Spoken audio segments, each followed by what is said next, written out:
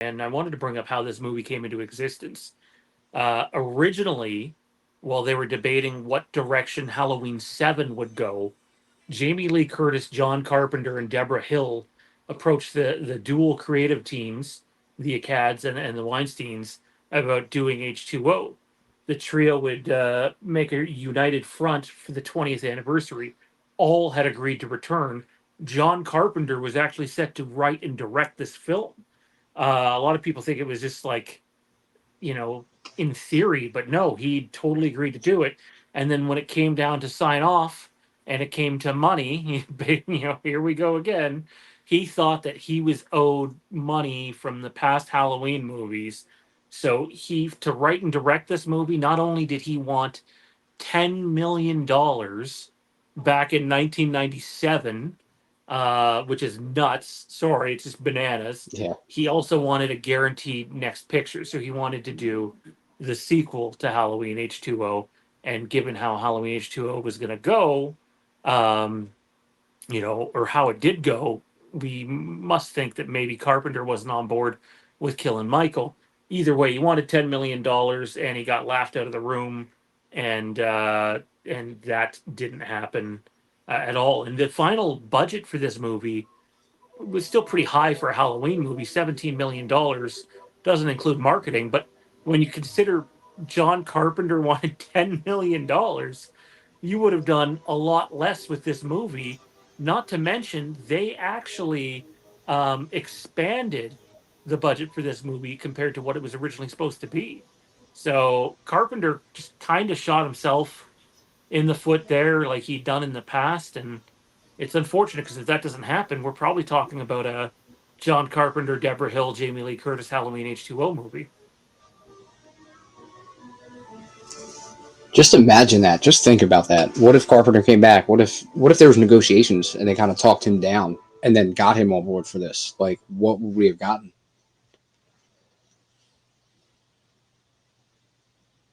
Here comes the psycho car. Yeah. This had to be such a cool moment for Jamie, though, and her mom in general. But it had to be such a cool moment to be able to film this. To have this moment and then just be able to have it on film as well. I don't know if they've done anything else together on screen, but if they haven't, this got to be gold for them.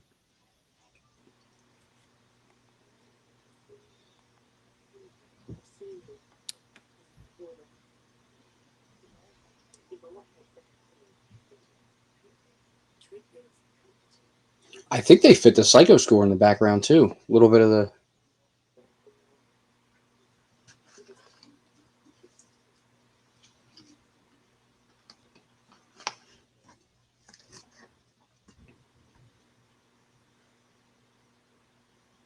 Happy Halloween.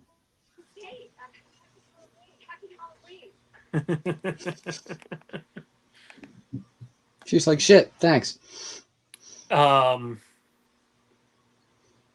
I got thoughts on this scene, but before I do, Mike, would you have been up for a John Carpenter led Halloween H2O if it meant losing this version of the movie?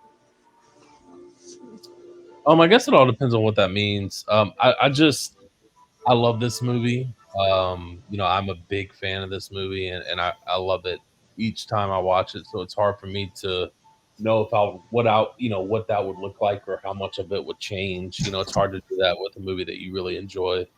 So I don't know. I think the only, like I said, it's tough. I mean, but to bring back John Carpenter, I think I'd be for that kind of. Just like you think about the Nick Castle situation. Like I thought Christopher Rand did good, really good in this movie personally, but the thought of bringing Nick Castle back, I think that would have been a huge plus. So I kind of feel the same way with the John Carpenter situation as well. What else we could have gotten? I do. Yeah, I don't know. It's tough to say. It's hard to change or kind of point out some things that you would change on a movie you really like. So I don't know. That's a tough question for me. But it's hard to go against Mr. John Carpenter himself. So I can't believe I'm saying this, and like this is one of the Halloween movies where it's grown on me. I think part of it is I've read so much of the behind the scenes stuff now, or listened to the audio versions of Taking Shape 1 and 2, plus watched the making ofs, where I really do have an appreciation for how the film turned out, considering it was being pulled in three different directions. The fact they were able to get it to even where it's at is rather impressive. John Carpenter, just $10 million, guys, back in 1990s. Like, that's the production budget of Halloween 2018. Yeah. $10 million. Like, it's bananas, and you just have to wonder if, at that point in time, he had the franchise's best interest in mind, or if he was all about the payday. This is a guy that literally was going to send Michael into space. Not trying to rip on him, because without his work on the original Halloween, we're not where we are today. That being said, I really do think that it comes down to having the right creatives in place, and you need to be able to work as a cohesive unit. And if you can't do that, then you kind of end up in George Lucas territory, because you don't want to answer to anybody.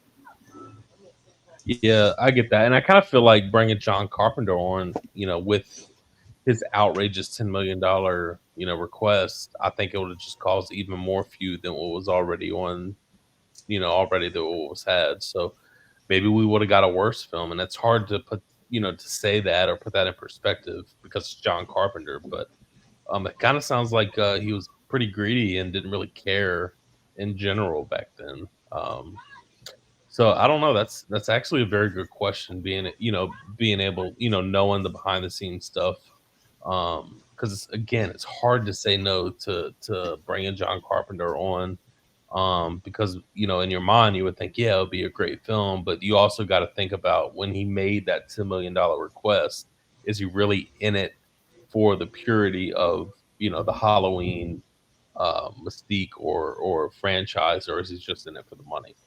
So that makes me even think even more, Sean. So that's a good point. I can't, like, if you would have asked me this before finding out all the behind the scenes stuff and how the production went down, I would have said, well, John Carpenter, absolutely.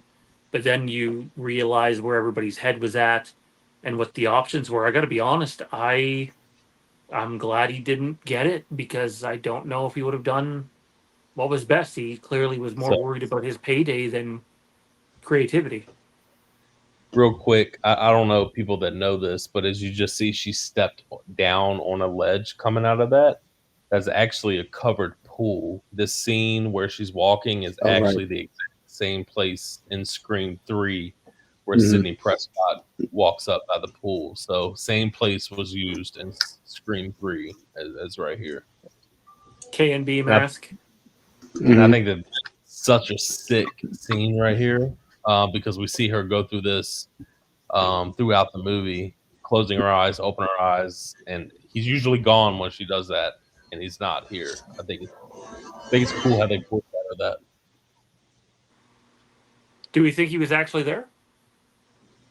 He was, and I only know that because Chris Duran said that himself. No. Yeah. I didn't know that, so you learn something new every day.